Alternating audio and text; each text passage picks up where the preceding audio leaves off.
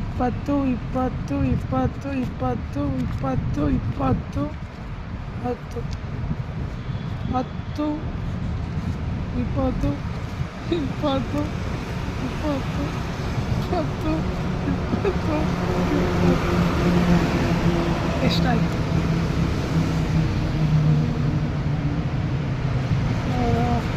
50 60 70 80 90